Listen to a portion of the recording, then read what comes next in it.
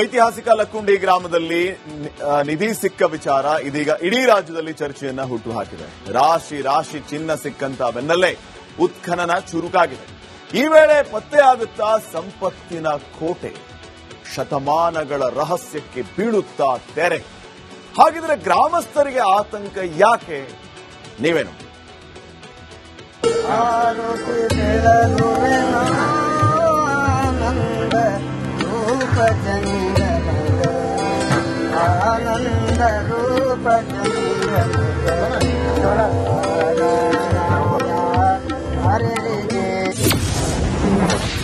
ನಾಲ್ಕು ತಿಂಗಳು ಲಕ್ಕುಂಡಿಯಲ್ಲಿ ಉತ್ಖನನ, ಪತ್ತೆಯಾಗುತ್ತಾ ಖಜಾನೆ.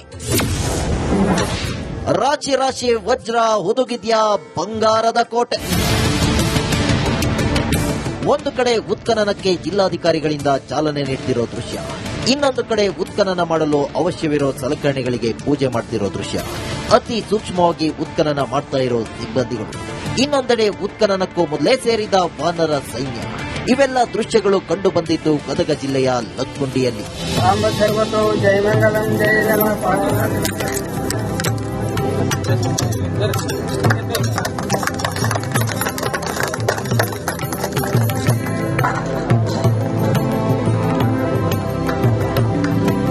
ಐತಿಹಾಸಿಕ ಲಕ್ಕುಂಡಿಯಲ್ಲಿ ನಿಧಿ ಸಿಕ್ಕ ಬೆನ್ನಲ್ಲೇ ಇವಾಗ ಉತ್ಖನನ ಕಾರ್ಯ ನಡೀತಾ ಇದೆ. ಲಕ್ಕುಂಡಿ ಗ್ರಾಮದ ಕೋಟೆ ವೀರಭದ್ರೇಶ್ವರ ದೇವಸ್ಥಾನದ ಬಳಿ ನಾವಿಲ್ಲಿದ್ದೇವೆ. ಇಲ್ಲಿ ದೃಶ್ಯದಲ್ಲಿ ಕೂಡ ನೋಡ್ತಾ ಇರಬಹುದು 10x10 ನಲ್ಲಿ ಇವಾಗ ಉತ್ಖನನ ಕಾರ್ಯ ನಡೀತಾ ಇದ್ದಾರೆ.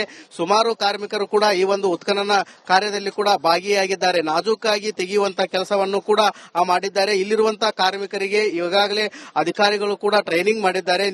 ಐತಿಹಾಸಿಕ ದೇವಸ್ಥಾನ ಕೋಟೆ ವೀರಭದ್ರೇಶ್ವರ ದೇವಸ್ಥಾನ ಮುಂಭಾಗ ಉತ್ಖನನ ಕಾರ್ಯಕ್ಕೆ ಚಾಲನೆ ನೀಡಲಾಯಿತು. ಕೋಟೆ ವೀರಭದ್ರೇಶ್ವರ ದೇವಸ್ಥಾನದ ಮುಂಭಾಗ 10 ಅಡಿ ಉದ್ದ ಹಾಗೂ 10 ಅಡಿ ಅಗಲ ಉತ್ಖನನ ಮಾಡಲು ಅನುಮತಿ ನೀಡಿದೆ. ಹೀಗಾಗಿ ಇಂದಿನಿಂದ ಸುಮಾರು 4 ತಿಂಗಳ ಕಾಲ ಉತ್ಖನನ ಕಾರ್ಯ ನಡೆಯಲಿದೆ. ಸ್ಟಾರ್ಟ್ ಮಾಡ್ತಾ ಇದೀವಿ. ಈ ಜಾಗದಲ್ಲಿ 3 ರಿಂದ 4 ಅಡಿವರೆಗೂ ಮಣ್ಣು ಭರ್ತಿ ಮಾಡಿರೋದು ಇದೆ. ಇಲ್ಲಿ ಸ್ಕೂಲ್ ಇತ್ತು, ಮತ್ತೆ ತಗ್ಗಿತ್ತು. ಫಂಕ್ಷನ್ ಎಲ್ಲ ಮಾಡುವಾಗ ನಾವೆಲ್ಲ ಮಣ್ಣು ಹಾಕಿದ್ವಿ. ಒಂದು 3-4 ಫೀಟ್ ತೆಗೆಯೋವರೆಗೂ ಸ್ವಲ್ಪ ಫಾಸ್ಟ್ ಆಗಿ ಆಗಿದ್ದಾರೆ. ಯಾಕಂತ ಹೇಳಿದ್ರೆ ನಿಜವಾದ ಮಟ್ಟ, ದೇವಸ್ಥಾನದ ಮಟ್ಟದವರೆಗೂ ಮಣ್ಣು ಹೋಗೋವರೆಗೂ ಮೂಲ ಲಕ್ಕುಂಡಿ ಲೆವೆಲ್ಗೆ ನಾವು ಹೋಗಿರುವುದಿಲ್ಲ. ಮೂಲ ಲಕ್ಕುಂಡಿ ಲೆವೆಲ್ಗೆ ಹೋದ್ಮೇಲಿಂದ ಏನು ಸೂಕ್ಷ್ಮತೆ ಇದೆ ಅಲ್ಲಿ ಉತ್ಖನನದ ರೀತಿ, ಆ ರೀತಿಯಾಗಿ ಸ್ಟಾರ್ಟ್ ಆಗತ್ತೆ. ದೇವಸ್ಥಾನದ ಮುಂಭಾಗವೇ ಉತ್ಖನನ ಯಾಕೆ?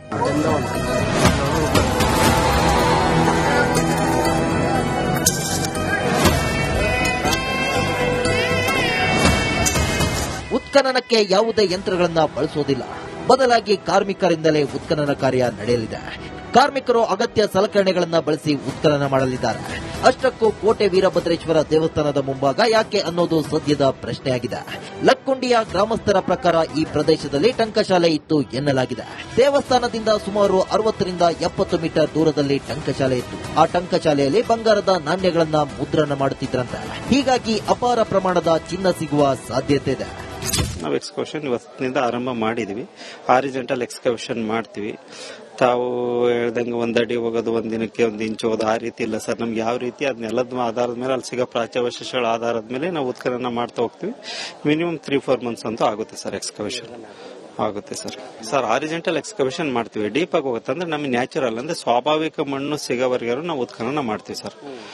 ಉತ್ಖನನ ಮಾಡ್ತೀವಿ. ಪ್ರಾಚ್ಯಾವಶೇಷ, ಡಾಕ್ಯುಮೆಂಟರಿ, ಫೋಟೋ ಏನಿದೆ ನಮ್ಮ ಪ್ರೊಸೀಜರ್, ಅದರ ಆಧಾರದ ಮೇಲೆ ಇಲಾಖೆ ನಿಯಮಗಳೇನ್ವೇ ನಾವು ಕ್ರಮ ಕೈಗೊಂಡು ಉತ್ಖನನ ನಡೆಸ್ತೀವಿ ಸರ್.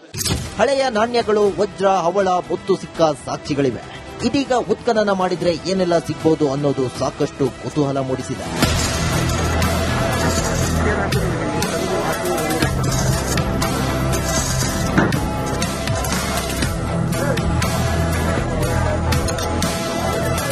ಇಲ್ಲಿ ನಾವು ನೋಡ್ತಾ ಇರಬಹುದು ಈ ಪ್ರಮಾಣದಲ್ಲಿ ಅಂದ್ರೆ 2 ಫೀಟ್ ಕೂಡ ಇವಾಗ ಉತ್ಖನನ ಮಾಡಿದ್ದಾರೆ. ಪ್ರತಿನಿತ್ಯನೂ ಕೂಡ ಇದೇ ಪ್ರಮಾಣದಲ್ಲಿ ಉತ್ಖನನ ಮಾಡ್ತಾರೆ. ಯಾಕಂತಂದ್ರೆ ಇದು ನಾಜೂಕಾಗಿ ಸೂಕ್ಷ್ಮವಾಗಿ ಮಾಡಬೇಕು. ಯಾಕಂತಂದ್ರೆ ಇಲ್ಲಿ ಯಾವ್ದಾದ್ರೂ ಪುರಾತತ್ವದ ಇಲಾಖೆಯ ಏನು ವಸ್ತುಗಳು ಸಿಗಬಹುದು, ಚಿನ್ನ ಹಣ್ಣನ್ನು ಕೂಡ ಸಿಗಬಹುದು. ಹೀಗಾಗಿ ಬಹಳಷ್ಟು ಸೂಕ್ಷ್ಮವಾಗಿ ಈ ಉತ್ಖನನ ಮಾಡಬೇಕು. ಇವತ್ತು ಮುಂಜಾನೆಯಿಂದ ಈವರೆಗೂ ಕೂಡ ಮಾಡಿದ್ರೆ ಒಟ್ಟಾರೆ ದೇವಾಲಯಗಳ ಸ್ವರ್ಗ ಎಂದು ಕರೆಸಿಕೊಳ್ಳೋ ಲಕ್ಕುಂಡಿಯಲ್ಲಿ ಇಂದಿನಿಂದ ಉತ್ಖನನ ಕಾರ್ಯ ಆರಂಭವಾಗಿದೆ. 3 ಅರಸರು ಆಳಿದ ಚಿನ್ನದ ಊರು ಇದೀಗ ದೇಶದ ಗಮನ ಸೆಳೆದಿದ್ದು, ಇದೀಗ ಉತ್ಖನನ ಮಾಡೋ ಜಾಗದ ಸುತ್ತ ಟಂಕಶಾಲೆ ಇದ್ದಿದ್ದೇ ನಿಜ ಆಗಿದ್ರೆ ಅಪಾರ ಪ್ರಮಾಣದ ಬಂಗಾರದ ನಾಣ್ಯಗಳು, ರಾಜರ ಪೋಷಾಕಗಳು, ಆಭರಣಗಳು ಪತ್ತೆಯಾಗುವುದರಲ್ಲಿ ಅನುಮಾನವಿಲ್ಲ. ಮಂಜು ಪತ್ತಾರ, ರಿಪಬ್ಲಿಕ್ ಕನ್ನಡ, ಗದಗ. ಐತಿಹಾಸಿಕ ಲಕ್ಕುಂಡಿ ಗ್ರಾಮದಲ್ಲಿ ನಿಧಿ ಸಿಕ್ಕ ವಿಚಾರ ಇದೀಗ ಇಡೀ ರಾಜ್ಯದಲ್ಲಿ ಚರ್ಚೆಯನ್ನ ಹುಟ್ಟುಹಾಕಿದೆ. ರಾಶಿ ಚಿನ್ನ ಸಿಕ್ಕಂತ ಬೆನ್ನಲ್ಲೇ ಉತ್ಖನನ ಚುರುಕಾಗಿದೆ. ಈ ವೇಳೆ ಪತ್ತೆಯಾಗುತ್ತಾ ಸಂಪತ್ತಿನ ಕೋಟೆ, ಶತಮಾನಗಳ ರಹಸ್ಯಕ್ಕೆ ಬೀಳುತ್ತಾ ತೆರೆ. ಹಾಗಿದ್ರೆ ಗ್ರಾಮಸ್ಥರಿಗೆ ಆತಂಕ ಯಾಕೆ? ನೀವೇನು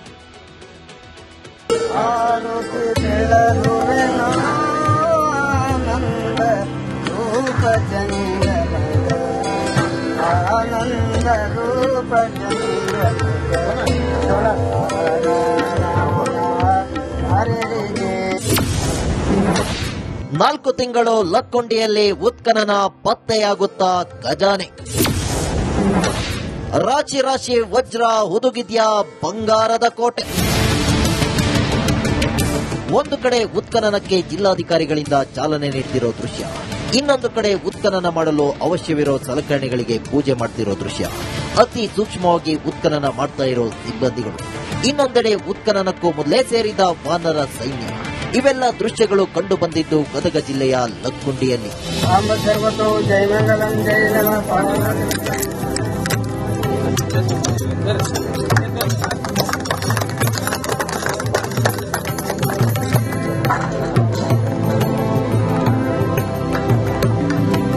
ಐತಿಹಾಸಿಕ ಲಕ್ಕುಂಡಿಯಲ್ಲಿ ನಿಧಿ ಸಿಕ್ಕ ಬೆನ್ನಲ್ಲೇ ಇವಾಗ ಉತ್ಖನನ ಕಾರ್ಯ ನಡೀತಾ ಇದೆ. ಲಕ್ಕುಂಡಿ ಗ್ರಾಮದ ಕೋಟೆ ವೀರಭದ್ರೇಶ್ವರ ದೇವಸ್ಥಾನದ ಬಳಿ ನಾವಿಲ್ಲಿದ್ದೇವೆ. ಇಲ್ಲಿ ದೃಶ್ಯದಲ್ಲಿ ಕೂಡ ನೋಡ್ತಾ ಇರಬಹುದು 10x10 ನಲ್ಲಿ ಇವಾಗ ಉತ್ಖನನ ಕಾರ್ಯ ನಡೀತಾ ಇದ್ದಾರೆ.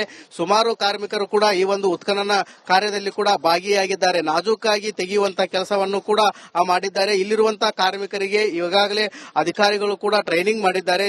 ಐತಿಹಾಸಿಕ ದೇವಸ್ಥಾನ ಕೋಟೆ ವೀರಭದ್ರೇಶ್ವರ ದೇವಸ್ಥಾನ ಮುಂಭಾಗ ಉತ್ಖನನ ಕಾರ್ಯಕ್ಕೆ ಚಾಲನೆ ನೀಡಲಾಯಿತು. ಕೋಟೆ ವೀರಭದ್ರೇಶ್ವರ ದೇವಸ್ಥಾನದ ಮುಂಭಾಗ 10 ಅಡಿ ಉದ್ದ ಹಾಗೂ 10 ಅಡಿ ಅಗಲ ಉತ್ಖನನ ಮಾಡಲು ಅನುಮತಿ ನೀಡಿದೆ. ಹೀಗಾಗಿ ಇಂದಿನಿಂದ ಸುಮಾರು 4 ತಿಂಗಳ ಕಾಲ ಉತ್ಖನನ ಕಾರ್ಯ ನಡೆಯಲಿದೆ. ಸ್ಟಾರ್ಟ್ ಮಾಡ್ತಾ ಇದೀವಿ. ಈ ಜಾಗದಲ್ಲಿ 3 ರಿಂದ 4 ಅಡಿವರೆಗೂ ಮಣ್ಣು ಭರ್ತಿ ಮಾಡಿರೋದು ಇದೆ. ಇಲ್ಲಿ ಸ್ಕೂಲ್ ಇತ್ತು, ಮತ್ತೆ ತಗ್ಗಿತ್ತು. ಫಂಕ್ಷನ್ ಎಲ್ಲ ಮಾಡುವಾಗ ನಾವೆಲ್ಲ ಮಣ್ಣು ಹಾಕಿದ್ವಿ. ಒಂದು 3-4 ಫೀಟ್ ತೆಗೆಯೋವರೆಗೂ ಸ್ವಲ್ಪ ಫಾಸ್ಟ್ ಆಗಿ ಆಗಿದ್ದಾರೆ.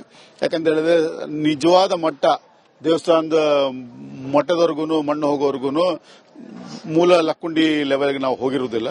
ಮೂಲ ಲಕ್ಕುಂಡಿ ಲೆವೆಲ್ಗೆ ಹೋದ್ಮೇಲಿಂದ ಏನು ಸೂಕ್ಷ್ಮತೆ ಇದೆ ಅಲ್ಲಿ ಉತ್ಖನನದ ರೀತಿ, ಆ ರೀತಿಯಾಗಿ ಸ್ಟಾರ್ಟ್ ಆಗತ್ತೆ. ದೇವಸ್ಥಾನದ ಮುಂಭಾಗವೇ ಉತ್ಖನನ ಯಾಕೆ?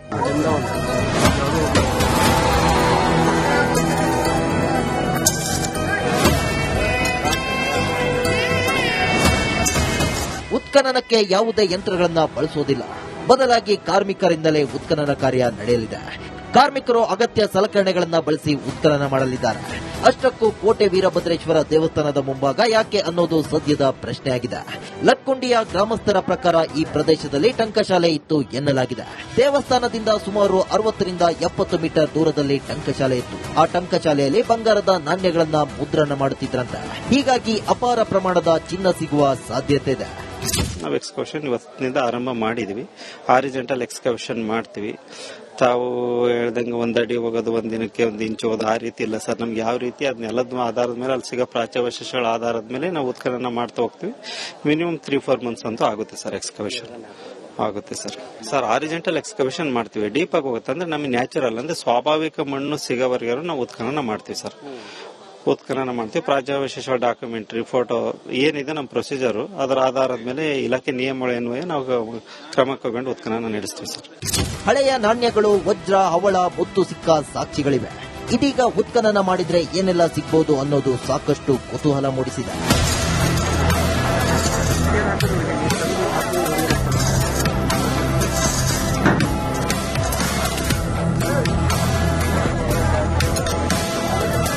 ಇಲ್ಲಿ ನಾವು ನೋಡ್ತಾ ಇರಬಹುದು ಈ ಪ್ರಮಾಣದಲ್ಲಿ ಅಂದ್ರೆ 2 ಫೀಟ್ ಕೂಡ ಇವಾಗ ಉತ್ಖನನ ಮಾಡಿದ್ದಾರೆ. ಪ್ರತಿನಿತ್ಯನೂ ಕೂಡ ಇದೇ ಪ್ರಮಾಣದಲ್ಲಿ ಉತ್ಖನನ ಮಾಡ್ತಾರೆ. ಯಾಕಂತಂದ್ರೆ ಇದು ನಾಜೂಕಾಗಿ ಸೂಕ್ಷ್ಮವಾಗಿ ಮಾಡಬೇಕು. ಯಾಕಂತಂದ್ರೆ ಇಲ್ಲಿ ಯಾವ್ದಾದ್ರೂ ಪುರಾತತ್ವದ ಇಲಾಖೆಯ ಏನು ವಸ್ತುಗಳು ಸಿಗಬಹುದು, ಚಿನ್ನ ಹಣ್ಣನ್ನು ಕೂಡ ಸಿಗಬಹುದು. ಹೀಗಾಗಿ ಬಹಳಷ್ಟು ಸೂಕ್ಷ್ಮವಾಗಿ ಈ ಉತ್ಖನನ ಮಾಡಬೇಕು. ಇವತ್ತು ಮುಂಜಾನೆಯಿಂದ ಈವರೆಗೂ ಕೂಡ ಮಾಡಿದ್ರೆ ಒಟ್ಟಾರೆ ದೇವಾಲಯಗಳ ಸ್ವರ್ಗ ಎಂದು ಕರೆಸಿಕೊಳ್ಳೋ ಲಕ್ಕುಂಡಿಯಲ್ಲಿ ಇಂದಿನಿಂದ ಉತ್ಖನನ ಕಾರ್ಯ ಆರಂಭವಾಗಿದೆ. 3 ಅರಸರು ಆಳಿದ ಚಿನ್ನದ ಊರು ಇದೀಗ ದೇಶದ ಗಮನ ಸೆಳೆದಿದ್ದು, ಇದೀಗ ಉತ್ಖನನ ಮಾಡೋ ಜಾಗದ ಸುತ್ತ ಟಂಕಶಾಲೆ ಇದ್ದಿದ್ದೇ ನಿಜ ಆಗಿದ್ರೆ ಅಪಾರ ಪ್ರಮಾಣದ ಬಂಗಾರದ ನಾಣ್ಯಗಳು, ರಾಜರ ಪೋಷಾಕಗಳು, ಆಭರಣಗಳು ಪತ್ತೆಯಾಗೋದ್ರಲ್ಲಿ ಅನುಮಾನವಿಲ್ಲ. ಮಂಜು ಪತ್ತಾರ, ರಿಪಬ್ಲಿಕ್ ಕನ್ನಡ, ಗದಗ.